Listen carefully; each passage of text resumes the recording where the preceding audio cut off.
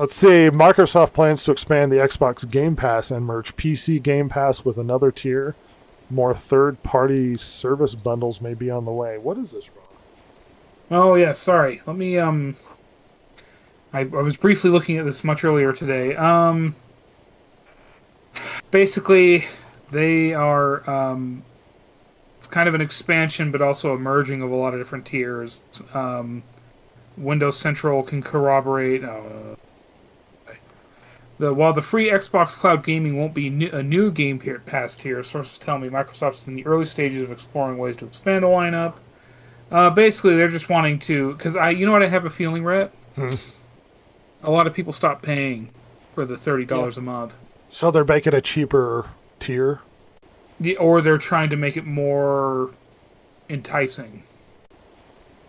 You might be right. I think a lot of people stop paying for the $30 tier. Yeah, so like you're gonna get more like EA Play games, Ubisoft Plus, special benefits from Riot game titles, Overwatch, stuff like that. Oh, Xbox. You dug the grave and you're lying in it. Yeah, now it's not Xbox anymore, kids. Well, it still is for now, but it will soon just be Game Pass. Mark my words. Inside video game giant Electronic Arts multi-year deal with Stability AI. One of my biggest worries that we become observers. Oh. Yeah, so basically, EA, and this is before even Saudi money came around, they got themselves into a deal with Stability AI as a way to... Well, like you said, he doesn't want to be left behind, right? And so to explore tools and ways to use, like, rather than just try and find an AI that fits them and just, like, force it in, kind of sounds like they're wanting to work with an AI company to, hey, this is a good idea. Let's, like, pull out this block of, like, the not algorithm, but, like, the code or whatever, and then try and make this fit more specifically with what we need here, here, and here. That kind of a thing. Obviously, there's some talk about, people in the company not being real excited about that because of loss of jobs.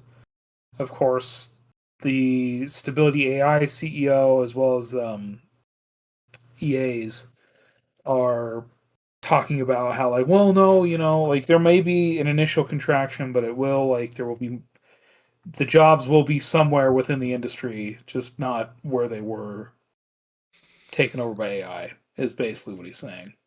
Using like the ATM and bank teller sort of analogy and that sort of thing. It's basically EA got in on the ground floor with a AI company so they don't get left in the dust. Yeah. Probably a good move for them. AIs go to change things, and sitting there going, no, is not going to make your company more efficient or better. No, I will say, though, it's probably a good idea to do it the way they have, rather than just go looking for an AI to make it fit. However, it is very dependent on that AI company not completely screwing the pooch. Yep. Because then you're kind of left with nothing. So we'll see. And it seems to be AI companies are doing that lately. Yes, OpenAI especially. Yeah. So. Game Informer returns to GameStop. No. I got that completely wrong. Yeah, no. Game Informer's coming back. Oh God, sorry, I'm trying to remember the name of the company. They made that game. Digital Studios Showcase. We highlight the story of Game Informer magazine. Gunzilla Games is the one who's recently bought it. And they're starting to put it out. Direction we really need to go, or? Well, I put this in here just because, Game Informer is a kind of old standard of the gaming world. Yeah. But on top of that, it also reminds me very much of when G4 came back. And it didn't work out? No. And Gunzilla Games, they made that game off the grid, which has, like, NFT aspects to it, which is really hilarious and is aged like milk. And the game's done so well, Rhett, that the Wikipedia article is still in the saying it's an upcoming game, not that it launched in 2024. So that's a good sign. What's it still So an I don't alpha know. or something? I don't know. I think it's actually out, and I think its big claim to fame is Neil Blomkamp as a co-founder. So, anyway, we'll see how long this version of Game Informer lasts. All right, I'm going to go over this really quickly. I don't have an agenda, despite not being interested in Ghost of Yotei and the game sucking. All right, so the initial reports that we got out was that Ghost of Yotei was underselling Ghost of Tsushima in the first month or so. But apparently, the Sony's chief financial officer, Lin Tao, announced during a webcast that Ghost of Yotei sold better in its 3 months than Ghost of Tsushima, which is counter to the information we were getting. She added these sales significantly contributed to the final financial results of the quarter. Whether or not the game is good, I mean, did it do well or not? And there were some serious questions as to what she means by this. While it's undoubtedly encouraging news to investors, some analysts note that Yotei's higher launch price could have amplified the financial impact. To clarify, she said significantly, Ghost of Yotei sold better. Does that mean more units or does that mean more money? Yeah. Because the game... Are they taking... Sorry. Well, because the game brought in... let's see. Furthermore, her statement appears to contradict earlier sales reports, leading to questions about what exactly sold better means. Ghost of Yotei changed up everything, and it was involved in a lot of controversy. In November, it was reported that sales of Yotei were down 16% compared to Ghost of Tsushima. According to Sony, Ghost of Tsushima sold 3.8. Meanwhile, Gematsu reported Ghost of Yotei selling 3.3 in its first 32 days. After Black Friday, sales figures showed Yotei was trailing Tsushima by 20% in the same amount of time on the market. Yotei's post-Hollywood sales rebound may seem, at first glance, like a Christmas miracle. However, IGN notes some ambiguity in Tao's wording. She said Ghost of Yotei exceeded the sales of Ghost of Tsushima in the same period of time, without clarifying the exact duration of the period. More importantly, Tao said sales, not units sold. Tsushima was only $60 at launch. Yotei is $70. Despite selling fewer units, the $10 price difference across millions of copies could have a major factor. Emphasizing higher revenue over lower unit sales is arguably a smart move for a CFO. Sure. Bottom line, Tao's comments only speak to the bottom line. Whether or not more gamers are playing the game than early numbers suggest will remain a question until Sony decides to share sales figures. Under close inspection, Yotei doesn't appear to have truly surpassed Tsushima in popularity, despite careful corporate phrasing. And despite the fact that IGN kind of had it as a cover story about, well, Yotei outsold Tsushima. And it's like, you know what's probably the dirty story, because I don't like Yotei and the direction they took it? It probably sold pretty well, just not as well. That's probably the ultimate story, is it probably still sold pretty well, just not as well. And you usually don't want to do a sequel that doesn't surpass the one before it. And I very much doubt that that's what happened. Anyway. Ross loves this story. So, yeah. As you may have noticed, on the PC side especially, there's been a genre of games that has unfortunately now been dubbed Friendslop. It basically cheap games made to be multiplayer, whether cooperative or otherwise. Usually, it kind of started with the social deduction games like Among Us, and then has carried on to games like Lethal Company, Repo, Phasmophobia.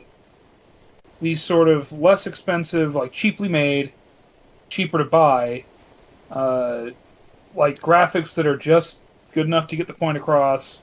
Co-op Twitch streamy games. Yeah, they often get big from either streamers or YouTubers. And basically, it's all about the vibe. It's all about having fun with your friends with this And to be fair, oftentimes these have unique like setups, right? They have unique gameplay loops, something different, something that probably wouldn't be greenlit by Ubisoft or EA, somebody like that, Activision. And apparently, just to now, Polygon is talking about how, you know what, maybe we should respect these actually, and not just look down our noses at them. To which I say, yeah, no shit. I mean, Peak has made so much money. Lethal Company has made so much money. Hell, even Schedule 1, I think, could probably be considered a Friendslop game. That weird drug dealing game that was made by like two guys. Yeah. But essentially, they're just talking about how like they're kind of here to stay, and maybe they should be like respected a little more. To me, obviously, no kidding, and this is just, I don't know. One thing I will notice is, I just want to point this out. This article is hilarious because it starts off in one like point of view, like the way they were writing. It starts off in third person and ends in first, which is good editing, Polygon. But all of this to say, yeah, no shit. Cheap, fun games are fun. Who would have thought? Well, you did make a point earlier, just to reiterate your point. If you're trying to tell people, hey, these games need to be taken more seriously and they're fun and stuff, and then they call it Friendslop. Yeah, and it's I just one thing I would have pointed out to the author, maybe try and come up with a new name.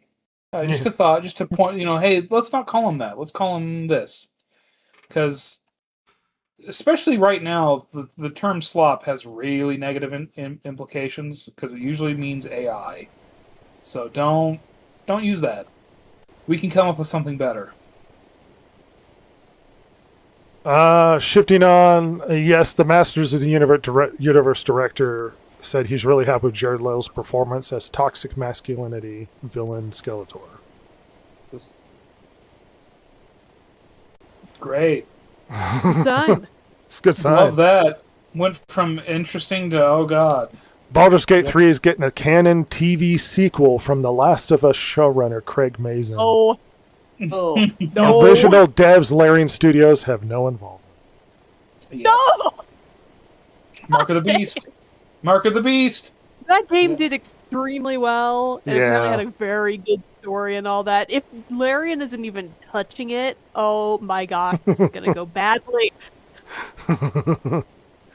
Hey, remember Overwatch? And then we got Overwatch 2, and everyone's like, it's basically the exact same as Overwatch. Why are we calling it 2? And they even shut down Overwatch 1. You couldn't play it anymore, and you all had to migrate over to Overwatch 2. Well, Overwatch 2 is now dropping the 2 from Overwatch 2, and they're just calling it Overwatch now. Oh, cool. Fine, you're right. Awesome. Good. It's really good. It's no longer Overwatch 2. Okay, you caught us. Ross. Oh my gosh. From the land of paranoia comes... Anyway, so MindsEye co-CEO is alleging that €1 billion were spent to sabotage his game, and he's pursuing legal action. 1 million. Throughout the article, it he's says. talking about... Huh? It says 1 million, not $1 billion. That would be a lot of money. Did I say $1 billion? Sorry. Yes, you I meant did. No, you're fine. Yeah, but €1 million.